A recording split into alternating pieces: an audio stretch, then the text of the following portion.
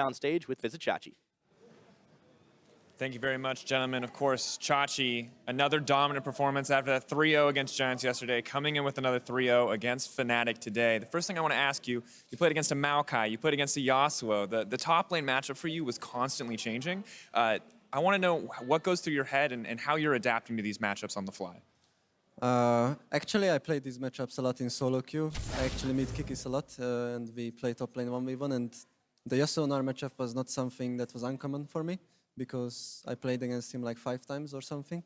So I kind of figured out the matchup, and I think this is totally fine for Nar if you know what to do. And the other picks, you just have to understand what the champion can do. And if you figure that out and play accordingly, I think you can lane against anything, any cheese pick that the enemy can come up with. I like it. Even Colin going as far as to call it the cheese pick on the Maokai as well. Old school throwback. And Yasuo, of course, a little more aggressive. But I also want to ask you, the team looking today and just across the gauntlet, it seems like you guys on a macro level have improved so much. Kreppel calling you guys easily in the top 4 now for EU. What has been the biggest factor for your guys' improvement on a macro scale? I think it's mostly because we played against really good teams, G2 and H2K, and they pointed out clear weaknesses in our gameplay. And we try to overcome these during the weeks, but we still have some things to improve on, because we make a lot of individual misplays, like small missteps, which can affect the game against really good players that don't make any mistakes. So we need to improve on that. And macro level, I think we are fine, and there's still improvement there too, but I think we are amongst the top teams in EU in that one. Good to hear that confidence. Now, looking towards tomorrow, just about everyone has you guys painted as the underdogs coming in against this set against Splice. I want to know your thoughts on the matchup and how you feel like it's going to go. I believe Splice is in the top 4 with us as well, so it's going to be kind of an even match. I don't expect it to go like the 2 series before. But I think we can still come out as victors, because we also played 2 days in a row, which is a lot of experience advantage for us right now. They will come on the stage first time. Since like a week or something, and we have been training here for 2 days. I think this is a big advantage that we can use for ourselves. Apart from that, I think we match them in every single lane, and we can come out on top. I like that. Once again, good confidence coming in, getting the momentum from the last 2 days. Thank you so much for taking the time to talk to me. We're going to send it over to Shox and the crew for post-game lobby.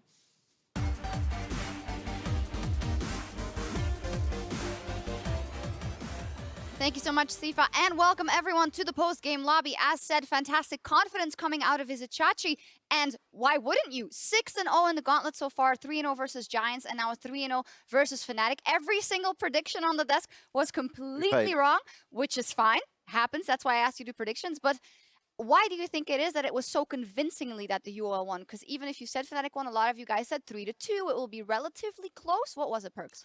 Well, I think just a lot of us expected Fnatic to get their shit together for this match today, like play good as a team, and they just let it slide, guys. And they didn't. So I expect them, if they play good as a team, that it's gonna be a really close match. But I was disappointed by some performances, and it's kind of obvious that then Unicorns is just gonna roll over them.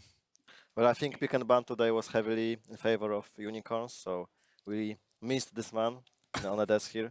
I think again, giving Chen and Vladimir and Sivir, so it's like a comp that just runs at you and you can't really escape from it at all. Then Lucian Trunner is kind of good into it in lane, but then Bart like negates like any playmaking possibility this duo has, and then Elise can match Rex Nidalee just fine in the jungle. So TLDR all draft? No, not everything, really. obviously, but I think Fnatic did get outdrafted in maybe every game. Every game, yeah. Yeah. I mean, first game is debatable, but the other 2 games were pretty bad. And I think that it's also the fact that I don't think Fnatic really showed any improvement. Maybe UOL just improved a lot and didn't really show Fnatic, didn't really give Fnatic the opportunity to show what they improved on. But I feel like Fnatic didn't really push whenever they had a lead. And whenever they did have a lead, they kind of just crumbled and lost their leads everywhere. So maybe they were not patient enough, or they overforced. I don't know, but they just didn't really do anything with their leads and just fell behind every No, they game. didn't do anything with their leads. And as you mentioned, is it then the Unicorns of Love that maybe have gotten so much better in this amount of time that we kind of didn't see what Fnatic had done at work? And in the end, it doesn't matter because they're 6-0 in the Gauntlet so far, Perk. So you can't say anything, but they are on a roll and they might win the Gauntlet. I mean, Unicorns is a really good team, and they have definitely improved a lot since like playing versus us and playing versus H2K, and you can see they have good players on every role, and sometimes they're a bit off, but it happens. And I still think that Splice will win the Gauntlet because I believe in my Danish Wonder Boys to take it all. So Well, I disagree here. I think UOL plays kind of really similar to what they played against us and you guys, but I think we're better in denying their strategies. Like we exactly knew that the Shen is like Vladimir Key and Kassadin for them, and I think like this game as well, Fnatic bans like Kassadin on purpose, instead of buying Shen. So I think it's just most of they let Unicorns play their game. that's true. And we are really careful about that. I think like we are really had careful. Chen, like 5 games. I don't know if I'm correct, but It was only 3 games, so. I Oh, Yeah, at the 6. the Yeah. Gauntlet, I think he yeah. has 5 out of the 6 games he had Chen, and every game was like really convincing me by Splice. And you were saying by That's- Unicorns. And when you were watching, you were also saying, and this is something we've said a lot of time, Vizichachi is just a very, very good player who can win his lane and take Yeah, over a he's game actually with really good. this much. Yeah. Yeah, I came to respect him more and more because every season with different rosters, he's always carrying his team. Like ever since they qualified for LCS, like kind of, even though in the beginning it was like Power Evil the star, but ever since they revamped the whole roster, he was always the shining star and always doing good no matter what champ he's playing. So yeah. Yeah, shining G2 star. Vizichachi. Oh man, we're gonna move on. He's not the MVP though today, and as they climb towards the last challenge on the road to Worlds, Unicorns Veritas did some serious work, earning the title of MVP, and that is quite interesting. Mithy, you know, I don't know if he was underrated or if he has just stepped up this split. What do you think it is that Veritas has earned this MVP and has just been stepping up? I'm not sure. For me personally, I never really looked at him as one of like the top 80 carries in Europe. But after playing against him in the Gauntlet, I was really surprised when I played against both of them. I think it's not really Veritas who deserves MVP, but both of them together. I think they do a good job at pressuring the map, playing aggressively and not really faltering either. And even when they have a bad matchup, they pressure you and try to force you to make a mistake. So I definitely think they're a really good bot lane, and I don't know if they were just really bad during the split or something, or maybe communication issues. I don't know, but when I played against them, they definitely seemed like a different bot lane, and I had a lot of trouble adapting to their playstyle. Yeah, I agree. Especially for me personally, it's hard to play against Hylissang's Bard. Like as you could see in this game, he's like always playing aggressive. He will go at your tower, poke you a bit, and then tunnel out, and it's really annoying to play against. So I would just give MVP for both of the parts of the bot lane, so support and ADC. Like we are debating who should get it more, like AD or support. So it was in the end really close, and Yeah, both of them And you gotta be they were serious they were much serious balance. I think they're a much better bot lane today. Or Benjamin? As two, yeah. As a two. also their picks. I feel like they had a better understanding of what to pick. Severe every game. So.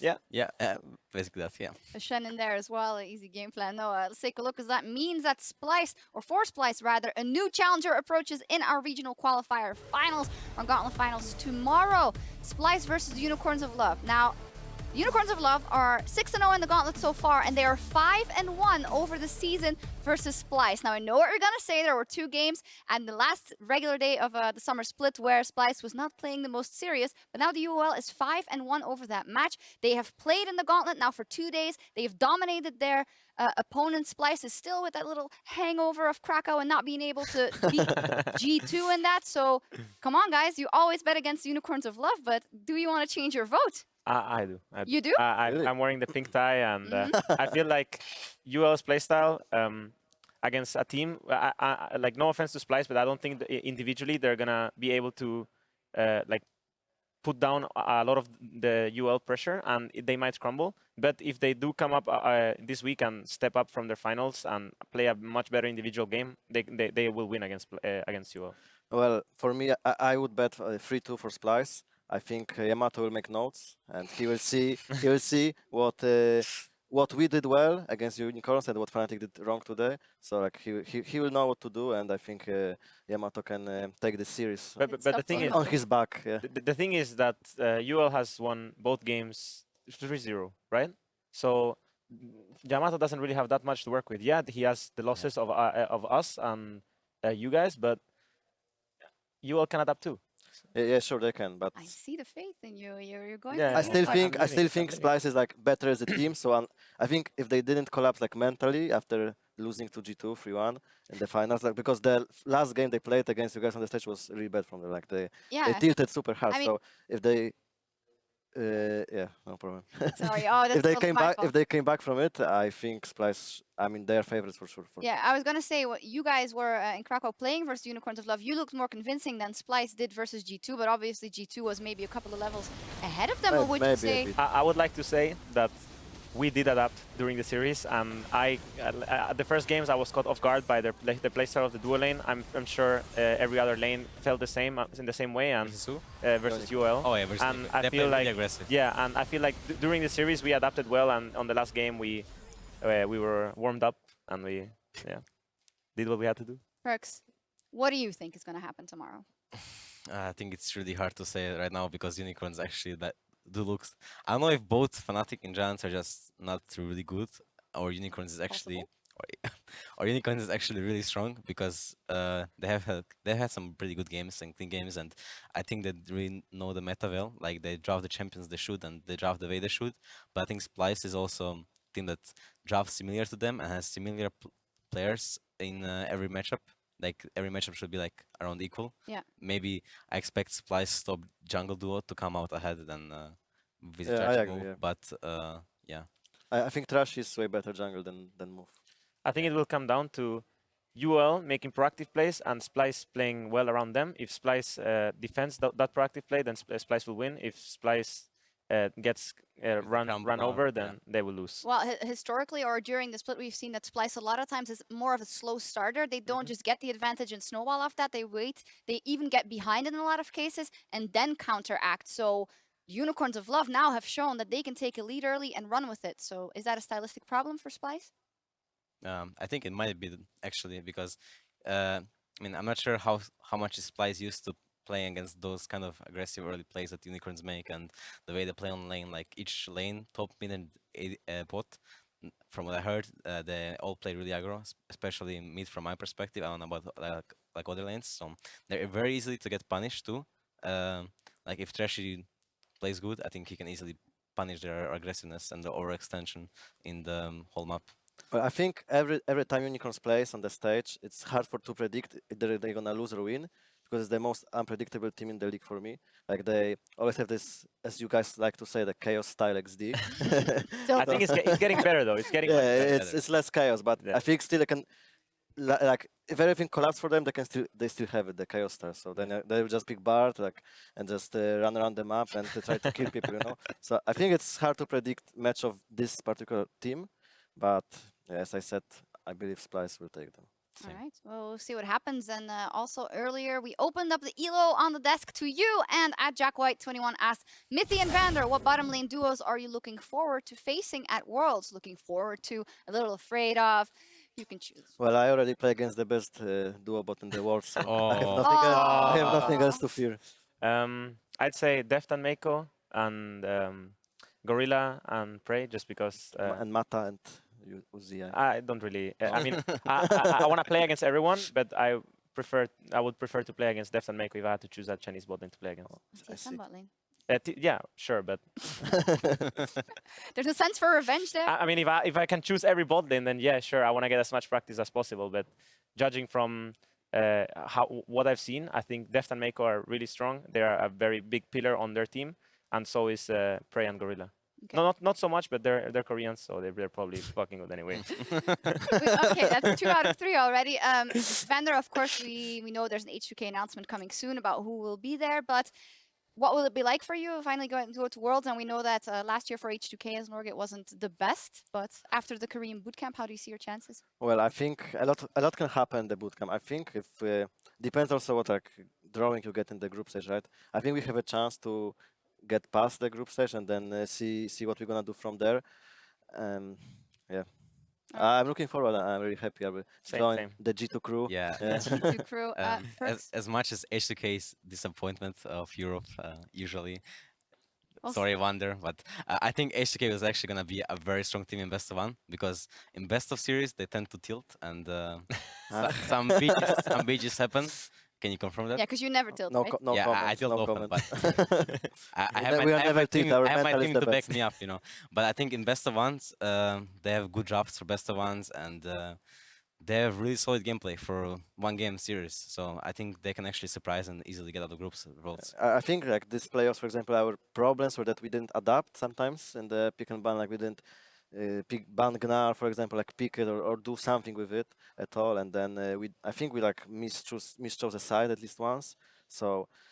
And yeah, maybe the tilt is problem too sometimes.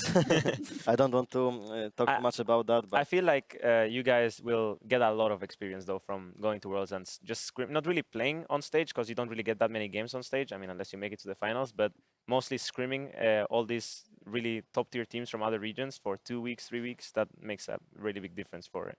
What is a I think success so for too. G2 at Worlds? What is success? I think making it out of groups is already success, in my opinion. I have the same. I just want to take it step by step. So the first step is obviously get out of the groups, which is like my biggest goal because the last international performance wasn't best for me or our team. So I just want to take it slowly and get out of groups and then take it quarterfinals by semifinals by just Finals Yeah. by world champions. Yeah, why so- not? Oh, Why not? yeah. so just take it Dream big. one step by step and getting out of groups is already like achievement for me. So Vander, likewise? yeah, I mean, we want really to get out of group stage, and then, as I said, we will see what can we achieve from there. I think it's a lot up to the who you're gonna face in the groups, and then who you're gonna face after. Like if you face the best team, like in the tournament, then maybe you will get out faster, like in quarters. You know, even though we were a good team, so it's hard to predict, and we're just gonna. I think we're gonna practice like harder than ever to not disappoint. Same. Europe guys. hopes so. same. Yes. No No vacation. vacation. this time. XD. Yeah. Vacation is over. Yeah, meme is dead. Another tweet for you, Perks, at Ignashi asks, are you wearing Crepo's clothes again? I don't actually know whose outfit this is. I do believe that might be the case. Do No, believe that might be. I'm actually, from my perspective, I'm wearing a Krepos shirt and a QuickShot's suit. So, You're just channeling all of them. yeah, for your, and I'm taking them home for Yeah. sure. So, God of we can see that God of Europe is a beggar, and he asks for clothes. Everyone. No, but you guys look great. It's been great having you on the desk as well, and that will be it. So thank you very much for joining us. Thank you We done. for having us. for having us. And thank you for the Telestrator segment, you two. Now, Vander, you got to Yeah, do one me next too. time. That'd be Yeah. But if he was so good, I think you should keep him for. I'm more. pretty sure if you guys haven't checked the Telestrator, you should check it Yes, again. check it out. You yes. can see Mid's booty is like, Yeah, it's Spanish lovely. one. Right? Yeah, but you did great. Okay, it's time for us to call it a night, but we will be back tomorrow at 5 p.m. Central European Summertime for the final European fight of the 2016 season as Splice tries to redeem themselves after their loss in Krakow. There we see it. The guys here, they believe that Unicorns might have a bigger chance than we have I thought. don't. You don't, okay. I'm sticking with Spy win. Spy win? Yeah, Spy win. UOL win. You will win? I changed sides. You cheat. Oh, The tie, the now tie, you're right, the tie, you can't- the tie made it. Yeah. And Vander, also Spy win. Yes, bye. Okay, we'll see what happens. And in just a little while, Cloud9 will face off against Envious in the second round of the NA LCS regional qualifier starting at 9 p.m. Central European Summertime. Quick prediction? C9 3-0. C9 3-1. Envy has 2 Koreans, 3 Koreans. But You guys not. sure? But it's Wait, second never class, mind. No, second wait. tier Koreans. Wait, It's- it's C9 it's versus tier. Envy? I thought it was Immortals. C9 versus Envy is a trio. For Yeah. sure. Yeah. All right, I well, believe in C9. Yeah. we will see what happens. They have that magic in the gauntlet anyway. From us here in Berlin, good night, GG, and we'll see you Then- back here tomorrow. Peace.